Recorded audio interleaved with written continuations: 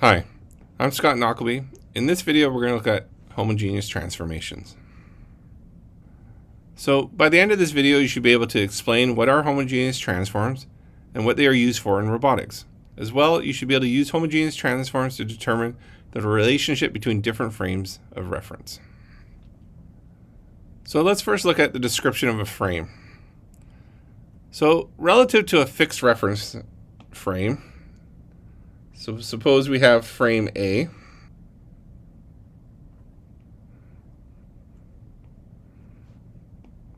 It's frame A, and we have our YA axis, our ZA, and our XA. And then suppose over here we have frame B,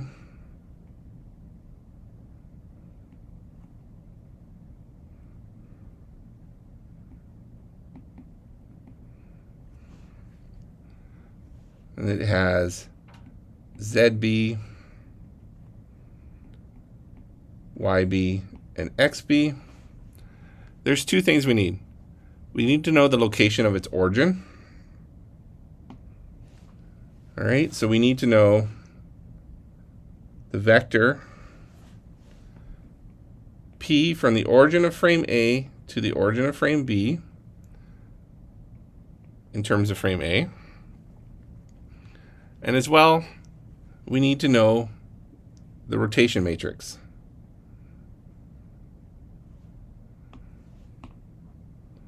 Okay, so we need to know R that describes frame B with respect to frame A. So we require these so that we can describe frame B with respect to frame A. What a homogeneous transform does, it allows us to map position P in two different frames, say A and B, which differ by both a translation and a rotation. So let's draw this out first.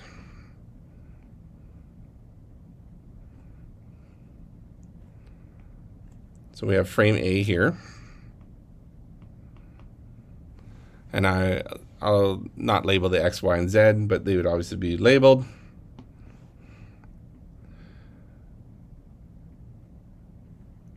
We have frame B here.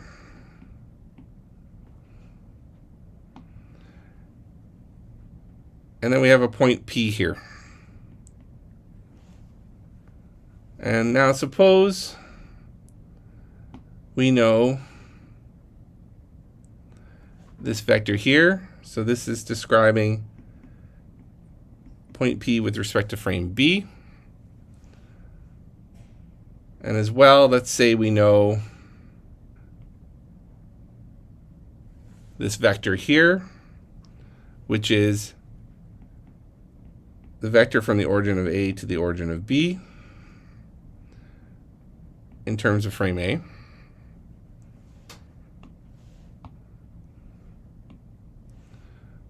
All right, and what we're trying to find is the vector P in terms of frame A.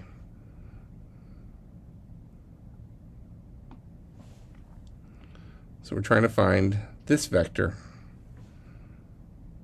So that's P with respect to frame A. Well, we could do loop closure to solve for that. Okay. And so if we write this out,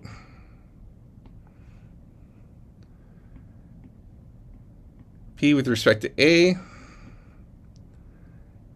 is going to be P with respect to frame B, but P with respect to frame B, we need to have it in terms of frame A.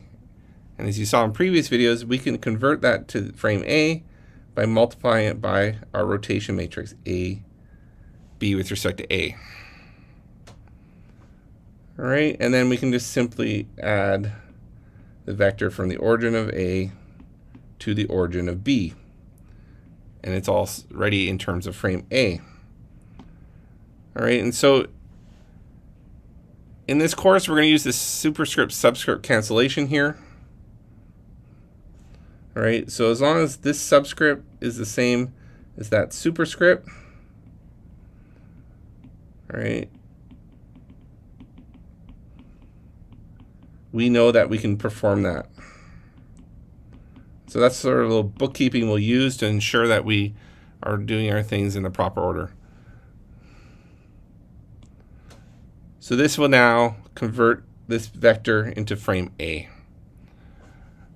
All right, and so what the homogeneous transform does is it puts that equation into matrix form.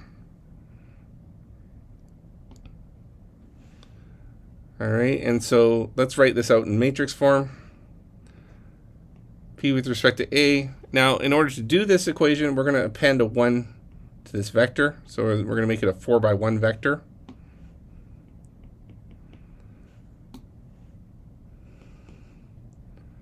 And it's equal to this matrix here, which has our rotation matrix in it, and our position vector describing frame B with respect to frame A's position.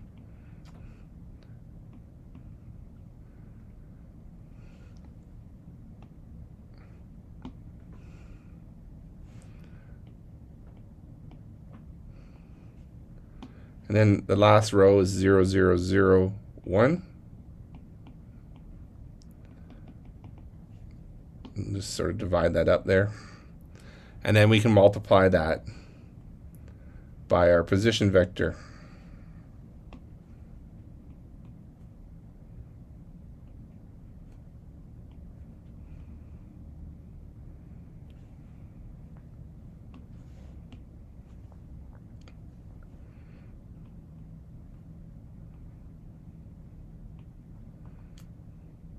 Okay.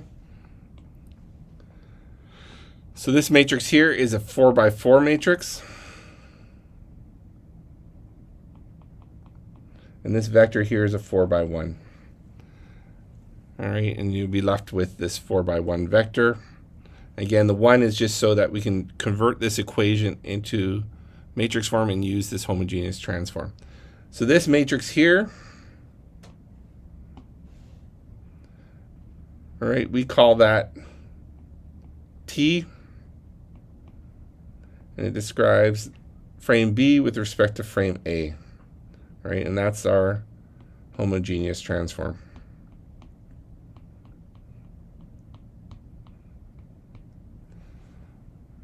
All right, and we're going to use that matrix throughout this course.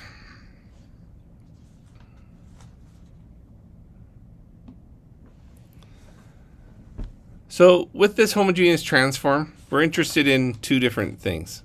We're interested in compound transformations, all right, and so you can think of that as multiplication, and we're also interested in inverting a transform. So let's look at the situation of compound transformations. Suppose we have a point P in terms of frame C. So we're given P with respect to C, but we want to compute P with respect to A. All right. Now, suppose we don't have any knowledge of how frames A and C are related to each other. Okay, so we don't know the homogeneous transform describing frame C with respect to A. But suppose we do know how frame C relates to some intermediate frame B. And we also know how frame B is related to frame A. Can we use that intermediate knowledge to figure out the transform that describes C with respect to A? Okay. So we can do that. So let's write this out. So we know how we can describe that point with respect to frame B. Right? It's just going to be the transform that describes C with respect to B multiplied by that point P with respect to frame C. All right, so we know that. As well, then, we can describe a point in terms of frame A as the homogeneous transform describing frame B with respect to frame A multiplied by our point B.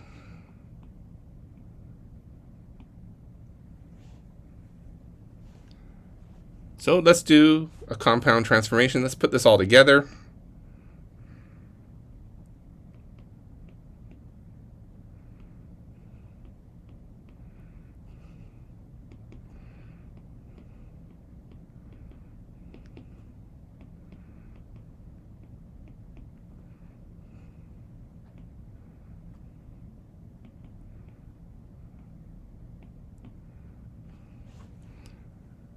All right, and so we can define the transform describing frame C with respect to A as simply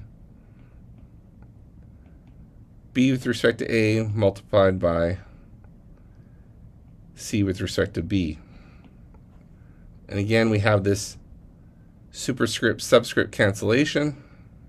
All right, so this guy and this guy, because they're both the same letter, we know that we're doing things in the right order. Now, if we were to multiply this out, TAC here, in terms of our homogeneous transform formulation,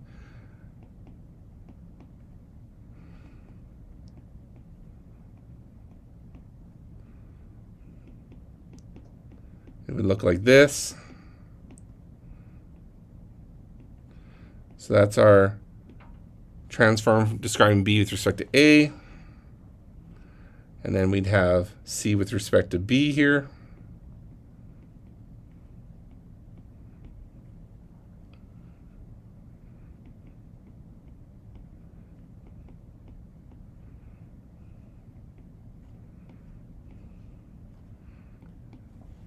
Right, and if you multiply that out, you'll get the following.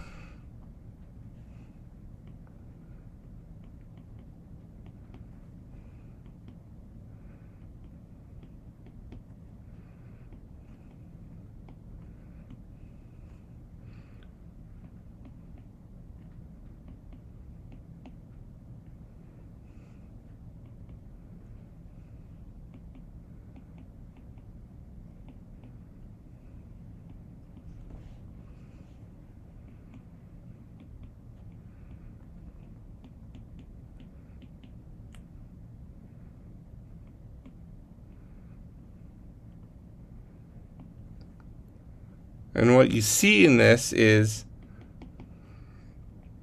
when you multiply two homogeneous transforms together, the resulting product is a homogeneous transform.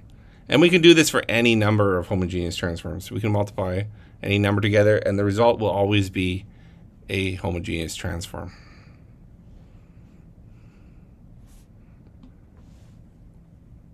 All right, let's look at inverting a transform. So this would be the case if we know B with respect to A, but we want to know A with respect to B. We need to take the inverse of that transform. So in this case,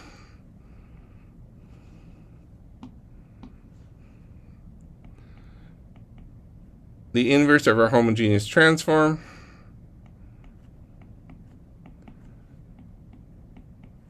so of B with respect to A will give us A with respect to B then. Okay, and it will have this form. To take the transpose of our rotation matrix, all right, we have to take that transpose rotation matrix and then multiply it by our position vector.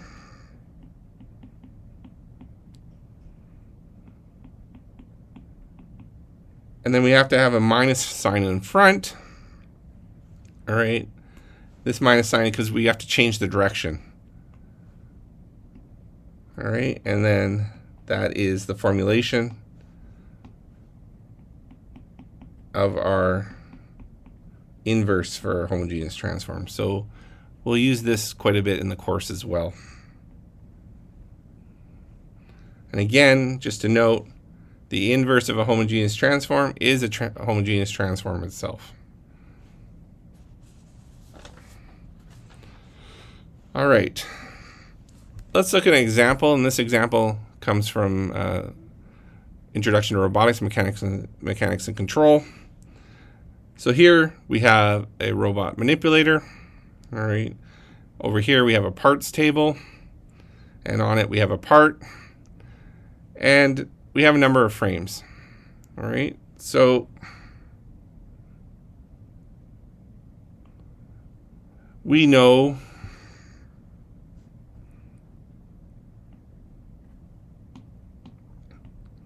given in this case, we know the following transforms.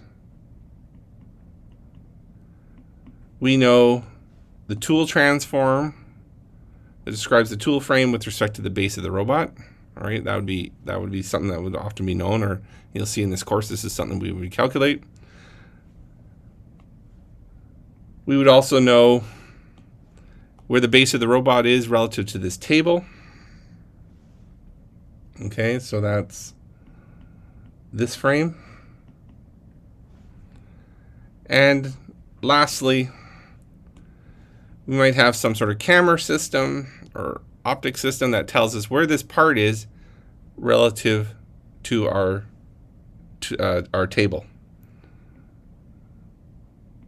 So that might be our part we're saying is frame G with respect to our table, which is this case is S here. What we're trying to find is how the tooltip is related to the part.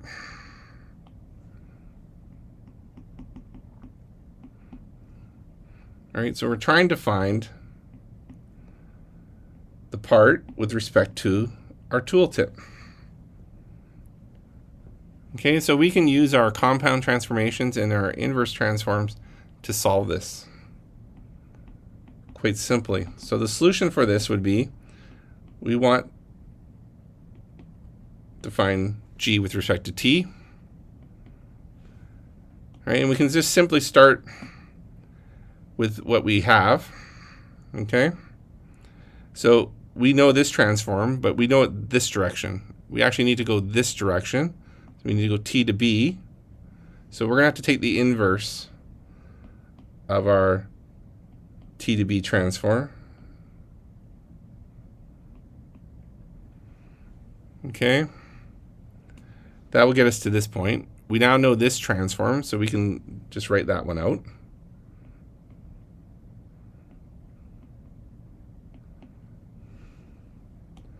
Which brings us to here, and now we need to find this, where we know this transform, and it's in the direction we want. So we can just write that one out.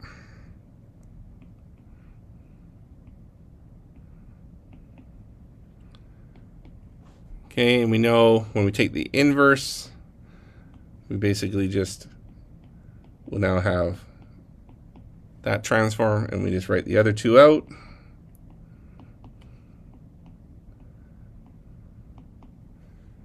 Right, and we can double check we've done this right. All right, we know it's going to work because these subscript and superscripts match, and these two match as well. All right, and so if you multiply this out, these three transforms out, you're going to get the transform that describes the part with respect to our tooltip. And then we could then command our tool to go pick up this part.